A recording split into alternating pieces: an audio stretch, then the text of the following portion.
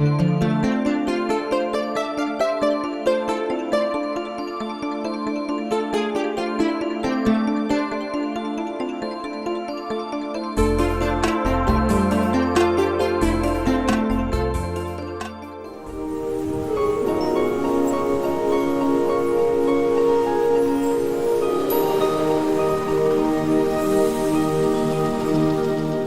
you for joining METV this evening. We're at a very special screening of the film The Favorite. Young screenwriter, producer, and actor Luke Bernard suffered a traumatic brain injury after having a car accident, and we're about to see his film about his recovery and also about a dream that he had, a very special dream. The Favorite, that could apply to many things. Why is it called The Favorite? What is your film about? The Favorite is, it implies to,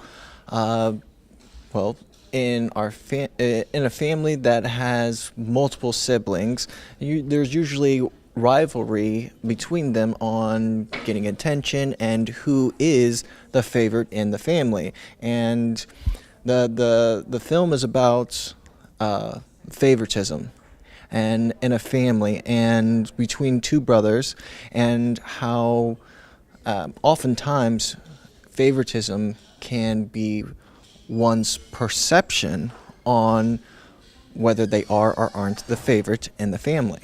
And so that's a pretty good gist of what the favorite is about one brother perceives he isn't the favorite in the family. So he takes out his anger and aggression by being an MMA fighter. And the other brother is a soccer player. Their father's favorite sport is soccer, so that's why he might perceive that he's not the favorite. Both the brothers, they're on a double date with their girlfriends, and a car accident takes place, which is why the movie's inspired by the accident that I was in. And one of the brothers has all the same injuries that took place with me: 2 broken vertebrae, removal of a 4x5-inch piece of my skull, to remove 2 blood clots and allow my brain to swell because I suffered traumatic brain injury. And he also, in the film, has the miraculous recovery that took place with me. And the other brother, he has the awakening, the realization, and the healing that took place with me spiritually, and the realization that I am the favorite. Are there really 2 brothers in your real life? Yes, there is. But the film's inspired. Both brothers depict a part of me. One brother's Luke, the other brother's Benjamin.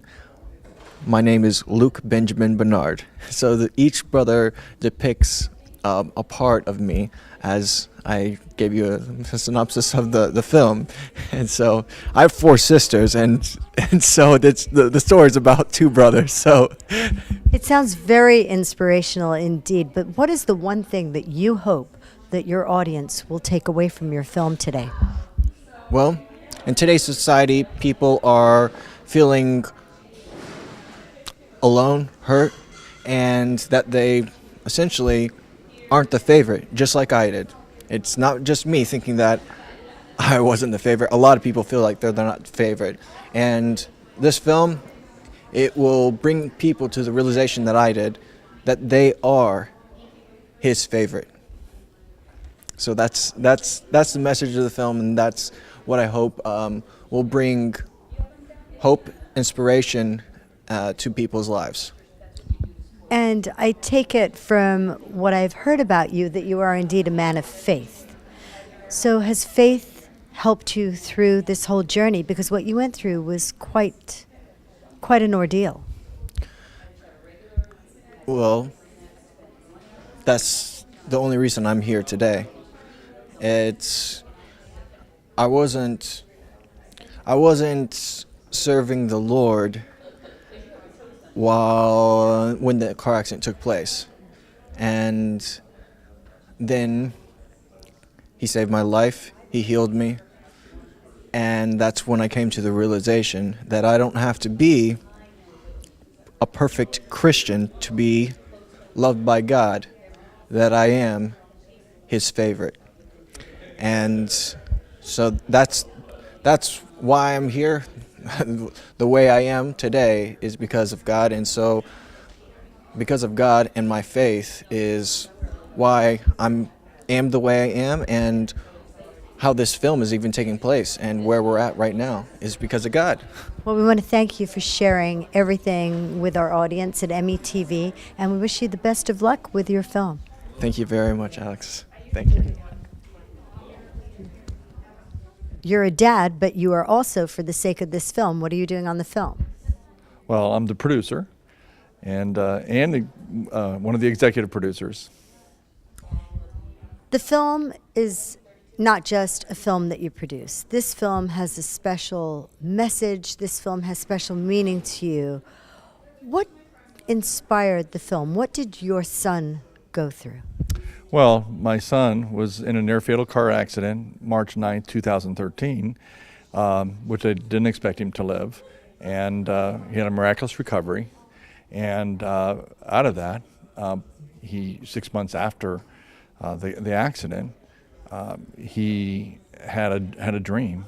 And in the dream, he told about these two brothers in that dream. One was in a similar car accident, had similar recovery and so forth. And he was so excited on this Sunday morning when he got up, and he said, I slept, because he had insomnia due to the traumatic brain injury. And he said, but I had this dream, it was so vivid. And we said, well, write it down. We were just thinking, hey, it's going to be great for his therapy. But a month later, and 90 pages later, typed, he has this story. And he's never written more than probably 15 pages, even as a student at University of Central Florida. And then somebody with brain trauma writes a 90-page story, which eventually became the script for The Favorite. Now, when you say that your son suffered an injury and traumatic brain injury, I mean, there were a lot of things going on. I mean, you told a story. And can you describe a little bit more? Because people may not realize what he had to overcome. Well, yeah. Well, in the car accident that he was involved with, he was pursuing acting over in L.A. He had a 4x5 inch piece of his skull removed to allow the brain to swell, and they had to surgically remove 2 blood clots. So then he also had 2 broken vertebrae, facial fractures and so forth. He had a GCS of 3 with dilated and fixed pupils, which basically says you're dead. They had the nurses, once we got there, the nurses told us that the only reason why they operated is because he did have a slight pulse. And so thank God that they did, because I wasn't called by the hospital or by the police. His employer called me 3 days after and said, Luke's been missing. He hasn't reported to work, and that's not like him. And so Luke's one of 6 children, and so the siblings and my wife, they all started searching for Luke, and there we found him at LA County Hospital, and the surgery and everything had already taken place. And so I immediately flew from Houston straight to LA County Hospital to be at his bedside. He's made a miraculous recovery, to say the least. But what would you say the message is that you would like people to know about where he was and where he is now, not only writing a film, but also in the film and you producing this film? Well, the film itself is about favoritism, and but the message that's embedded in there also, in what I can share with others, is that when we heard the accident and so forth, though it was devastating, but we believed that there's no way that Luke was to die at 25 years old, and we began to fervently pray and get other people to pray, and just with that knowledge, we said this is not his destiny. He's not going to die. Did we think all this was going to happen? No way. I had no intention of being a movie producer, but God's the one who healed him. God's the one who gave him the script, so here we are. So. Well, that's good. Well, congratulations on your film, and we just wish you the best of luck, and for Luke and you to continue on your amazing journey. Well, thank you so much. Thank you for interviewing us and having us. Appreciate it. Did you ever think that your son Luke would be writing a script, let alone writing a script after he suffered a traumatic brain injury for which people thought he would never recover? No. In fact, in high school, he wasn't very good at English. So it's kind of funny. We laugh about it now that he was able to do it. And really, when he started it, it was more for recovery. So when he said, "Hey, I had a dream," and we said, "Write it down," we wanted him just to do something that would help in his recovery. And when he ended up writing it, so quickly, then we said, maybe there's more to this than just, rehab. What were you thinking as you were reading it? Were you thinking that, wow, this is like a movie or this is like a book? No, I didn't really think it. I just was a mom trying to get my son recovered. And then things started happening and we went, well, we always wanted to make good come out of this situation because it was a painful, hard situation. And we said, God's been good to us, and we have a son that's been healed, and this is something he's done. So let's take it further, and hopefully the message that you're going to hear tonight is going to help people, and it's going to be good. We're excited. There are many parents out there that have either gone through, are going through, or may in the future go through a similar situation where their child is in a place where they fear the worst. So people can understand that you actually went through this, can you describe what you felt and what you heard the day that you found out that your son, tell me the words that you were told the day that you found out your son was injured? Well, the first thing they told us is that he was missing. We didn't even know he was injured. So fear gripped me because I'm going, is he dead and has he been kidnapped? Is he in the hospital, hurt? All kinds of stuff for a couple hours was just rolling in my head. And then finally we found out through doing a lot of research he had been in an accident. So very, very, you don't want to get those kind of phone calls. Very bad. When you got there and were you prepared for the state that you saw him in or what the doctors told you, and what did you see and what did they tell you? Well, when I got there, I was wondering how I was going to react because they did say it wasn't good. And so I was like, okay, what am I going to do? Am I going to fall apart? But it was interesting that when I got there, I just felt a real peace and calmness. And I knew God was there and he was going to help us get through this, and he was faithful to help us.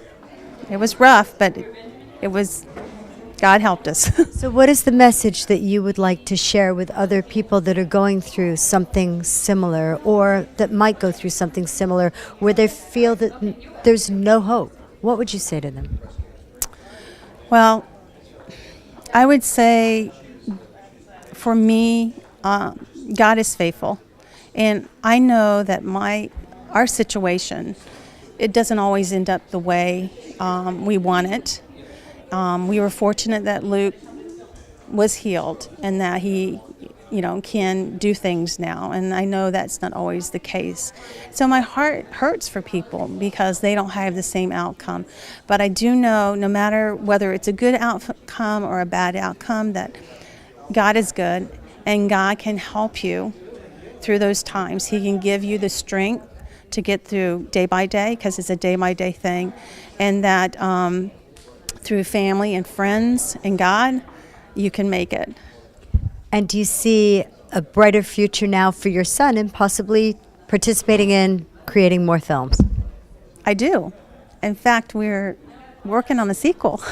So hopefully, I'm excited. We'll see what happens. So I'm just hoping that everybody will enjoy it and that the message is going to be real powerful and change lives.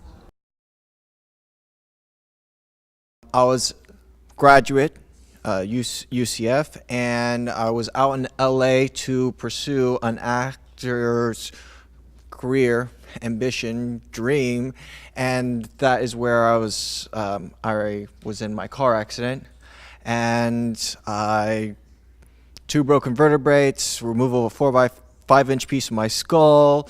To allow my brain to swell because I suffered traumatic brain injury. My parents found out, and I was blessed that they flew all the way over to LA from Florida. My father, he stayed at my bedside, and they prayed and got others to pray for complete recovery, and God miraculously healed me. I was party animal in LA.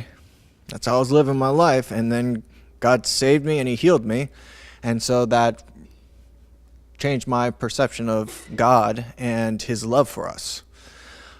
And during this time, I just finished up my rehab, and I was struggling to fall asleep at night, but one night I fell into a deep sleep, and I had this vivid dream about these two brothers.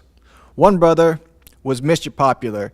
Everybody loved him. He was an athlete. He loved to go to church, and there was a sibling rivalry, though, because the other brother was like, oh, everybody's not going to like you. I don't like you. I don't want to be around you. And the brothers are driving, and a car accident takes place, and one brother, Mr. Popular, had all the same injuries that took place with me and the same healing and recovery that took place with me. The other brother, he had the same awakening that took place with me, that I am God's favorite. When I woke up the next morning, I was super excited that I slept because I wasn't sleeping.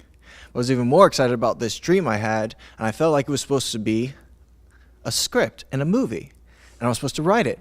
My parents told me, write it down to a script. Don't leave it to memory, which is really good to tell someone who just finished rehab and had suffered traumatic brain injury. So I started writing down my dream. I went to church that Sunday, shared my testimony, and a gentleman came up to me and said, I feel like God is telling me you to write a book or a script about your story. I was like, oh my gosh, I should start writing my dream, and it is my story, but it's my story told between two brothers. God wants me to do this. I'm gonna do this. And I wrote the first draft of The Favorite in 1 month, 6 months before I was in rehab, relearning how to write my name. I've never written more than 15 pages before in my life. And that 15 pages were probably double spaced. And even though the first draft, like any script, it goes through many drafts, and I've never written a draft before or anything. All I had was, basically what I had was a story, and that's what propelled us on this journey. I had the story, but I didn't have and writing a script, there's a structure. Didn't know of a structure. Didn't know of the different points that there's supposed to be a catalyst that propels a story. Didn't know that there's this all is lost. I didn't know.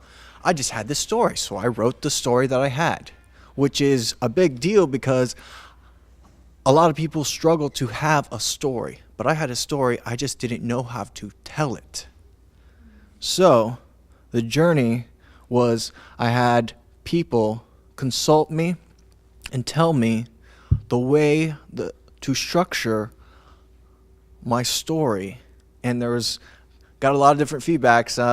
The second writer of The Favorite, Melinda Ledman, she was my first script writing therapist, I would say. She told me of like the correct format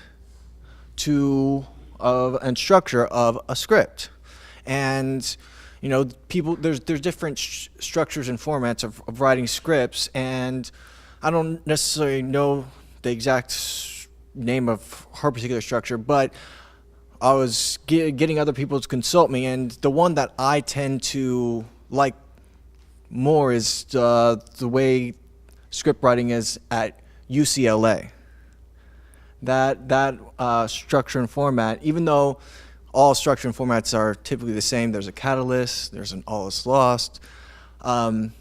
So that's, I formulate and wrote the script and got it in the right format. Before we shot it, it was probably 100 drafts. So don't get discouraged that if you're doing draft after draft, that your story's getting better and closer to going into production. So after draft 40, I was like, another draft? I have to do more? I have to write more? But it got better and better and better and closer and closer and closer. And one of the Dave DeBoard, who helped consult me with the script writing, and he's a graduate from UCLA, he said, the story is your house. As your house. You go through draft and draft and draft, and that's just moving furniture around in your house. But the story, that's the framework. That stays. So going through drafts, don't get discouraged. You're just moving furniture around your house. But your story remains. And my story, the dream I had, remains throughout the whole process of all the drafts. So that's one part that I played in The Favorite. Other parts that I played in The Favorite was producing, and there's a lot of things in producing a feature film, and that's big thing is raising the funds, the budget, knowing how to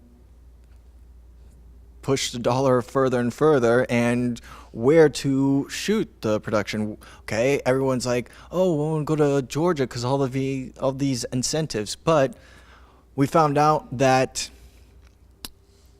our incentives was here, where we have been living for 20-something years. Is our incentives is the relationships that we have, and they want. In Georgia, it's like everyone goes there to shoot, and so people aren't willing. But here, you have the relationships, and those are incentives that just you can't get. And the film commission, they all came along to make The Favorite actually take place. And so those are few areas that, and because of my traumatic brain injury and going through rehab, the learning process, it was like a sponge, just soaking in the budget and the incentives and how to produce. And a lot of the actors happened because of me and my father, is relationships.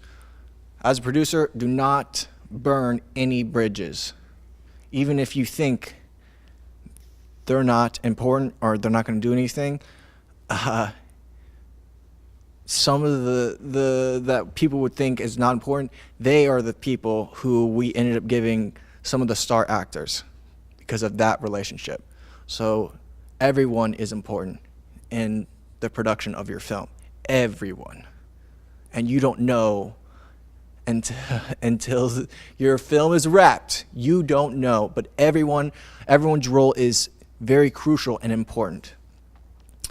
And what I went to school for is acting, and I believe that helped me to write. And also in acting, Uriah Hall, who's in our film, I helped coach him a little bit, because the big struggle that non-actors and actually actors have is acting. Because in acting, you really aren't supposed to be acting. You're supposed to be being.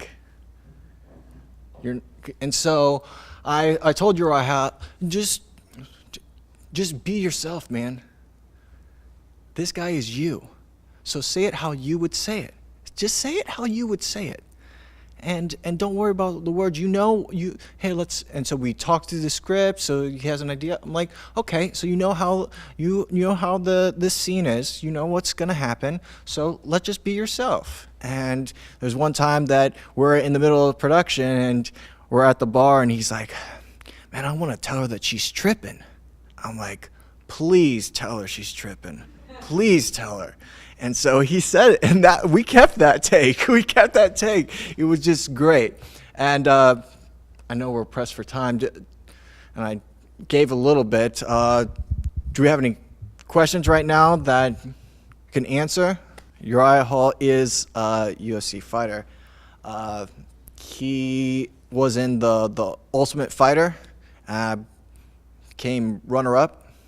And the interesting thing about Uriah Hall is he's a great guy. He's so gifted and talented at fighting it, but he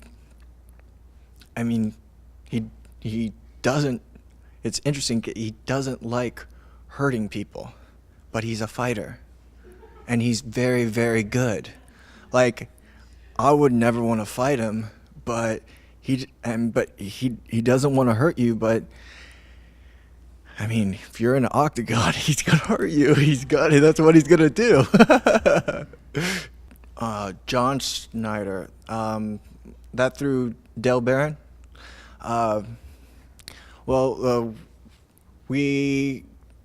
Dale Barron was the production manager.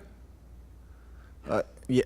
Okay. So we had someone that's going to be the production manager, and well, of course, we're talking to him about the film, and he's read the script and things like that, and we're talking to him about different actors that we're wanting to get, and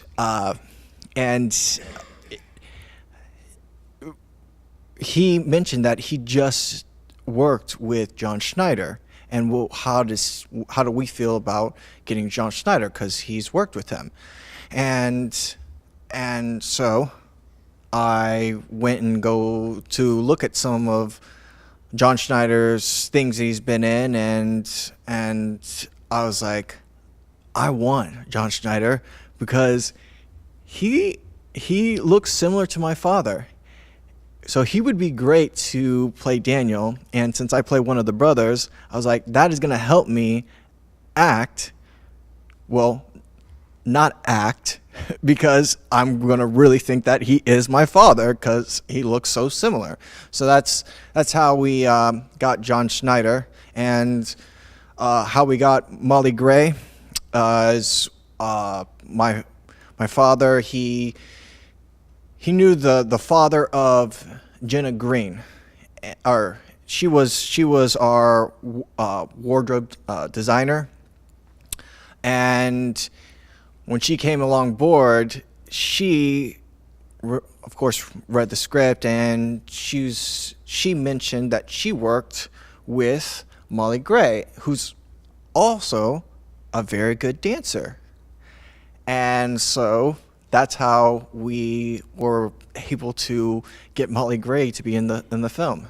When I first initially wrote, I wasn't thinking of who was going to be the viewer, but it reached, just because of a lot of things that I didn't know about writing, but that's very important to know when you're writing who you are writing for to watch your film. And I probably went through multiple drafts once I made the decision of like who I'm writing for. And so basically, writers, to save yourself from going through multiple drafts, know before of who you are writing for, which will save you time, and time is money. I had my dream, I think it was October of 2013 is when I finished my first draft, and then we went into production February of this year.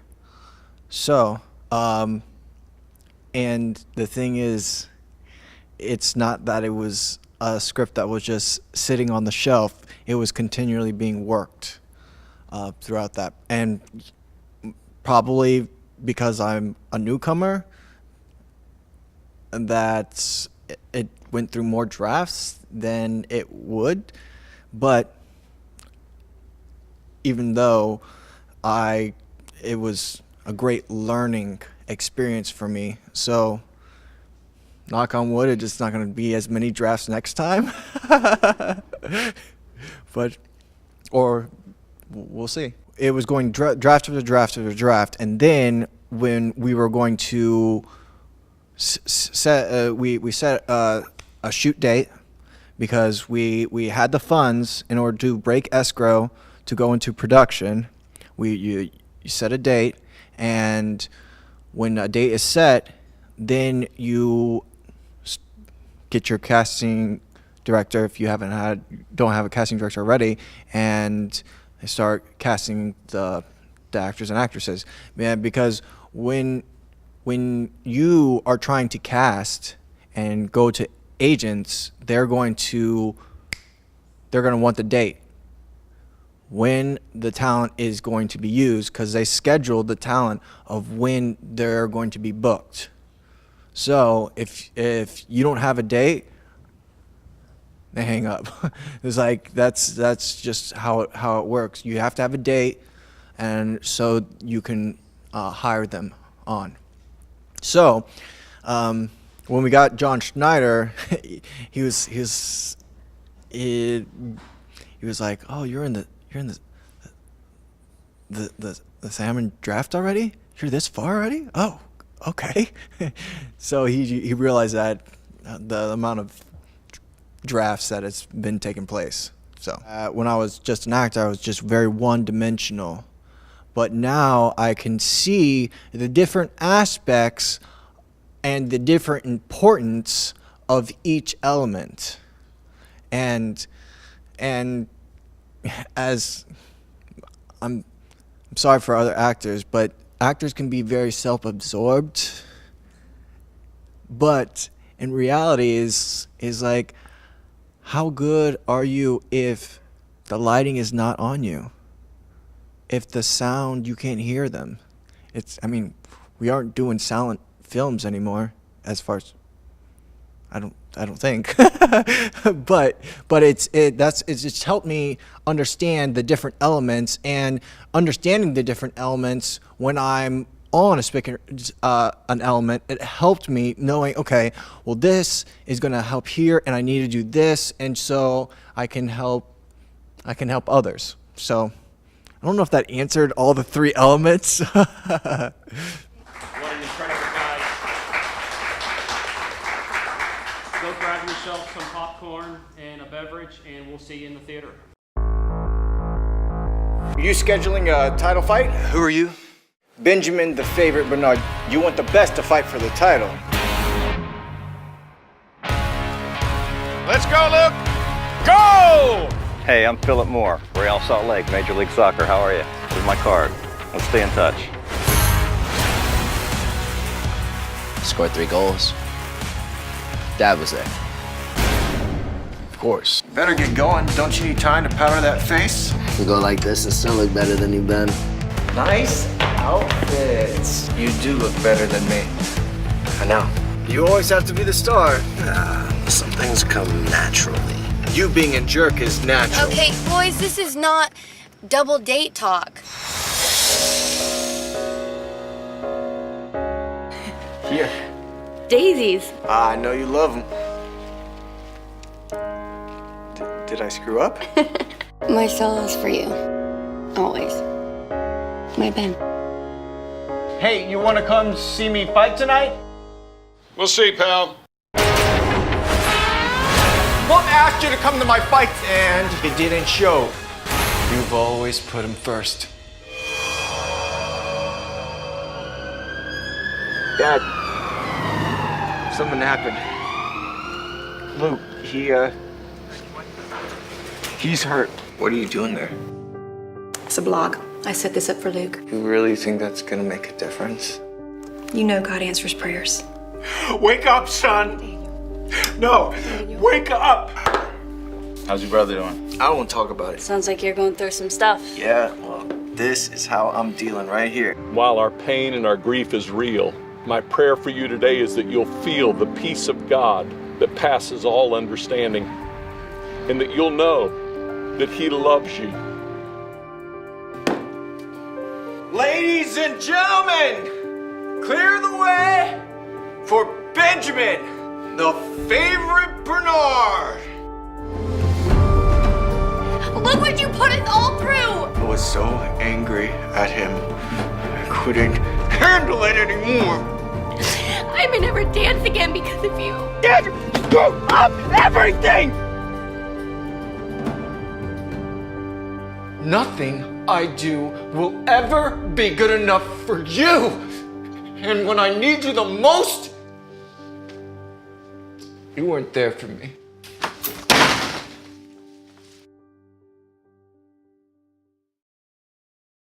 So you came to see the film tonight. Why did you come and see the film, and what did you think about it? How did he inspire you? Well, I know Daniel, and I've met Luke, and I know the story of the accident, and I was so inspired how God worked in their family and miraculously healed Luke. And I was so amazed to watch the screen film that he put together, and so impressed at his talent, his acting talent, and the whole message of the movie. It was so impressive. How do you think that this is going to encourage people from seeing the film if something similar might happen in their family? Because life can be challenging. It's very challenging, and I think it gives people the idea and the hope, the memory that God is there in every situation, pulling us through if all we do is lean on Him. And it's a message of hope throughout. What about the hope for other young filmmakers that might aspire to do something like this? It's really exciting to see how Luke took this story and changed his story into something that had a broader application and a message that really applied to so many different aspects of our lives. And with the craft that he has and has developed, it's very impressive, and I'm sure it'll inspire a lot of future filmmakers and writers as well. And possibly an amazing new career for young It should be. He has a lot of talent. He has a lot of talent. It was a terrific movie. Everybody should see it. The young man felt like his family didn't love him. Are you in a family of more than one kid? Yes. How many siblings do you have, and how do you sometimes feel? Not left out. Why is that? Because they all treat us equal, like the same. Do you think that the young man in the movie was treated equal? Not sometimes. Or do you think maybe he just didn't know it? He missed the signs? He didn't know it. He just missed the signs. Did you like the way it ended, though? Yes. What did you think about the relationship, the family relationship with the two boys and the parents? I think the relationship was all equal, but the boy Benjamin didn't realize that it was equal. He thought that they were putting the attention on the older brother. Do you think that sometimes happens in families where, because people act differently, that maybe they don't feel as loved, but they truly are? Yes. So what did you think about how the movie ended and what happened? I mean, tell me about what you felt about it. He started realizing that the dad treated him the same as the brother did, and that he trusted in God and everything happened well. Good. And what did you think about the film? Did you take a special message away? Was there something else that we might have missed? That no matter what, God still answers your prayers. That's a very good message. And what about you, young lady? That just because you're not getting all the attention doesn't mean you're not loved by more than one person. Well said, young people of Bradenton. You ladies are involved in teaching young people all about respect and how to be good citizens within the community and grow to aspire to be fine people. Yes, that's what we're all about. Alpha Kappa Alpha is about helping people in the community. We help people in the communities of Sarasota and Manatee counties. This film today had a very strong message about I guess learning yourself and learning your relationship with a higher power and finding your peace and love is, what did you take away from the film? Well, I am a devout Christian. I believe in miracles, and I took that away from the film. If you believe in miracles and you believe in God and you pray to Him, I believe He will help you. Did you feel that this young man is now going to have a wonderful, positive life filled with hope from his experience and possibly a new career as a filmmaker? I think so. I think that all he has to do is have hope, believe, and continue to do the things that God asks us to do, and he will be successful in his life. Now, one more thing. We come to this beautiful Manatee Performing Arts Center, and there's so many amazing things that are happening here, this film just being one of them. But what do you have to say about this community, this Performing Arts Center being right here in the middle of Bradenton? Well, we have been all over this arts center. We are going to have an activity here called the Botillion in March 2018.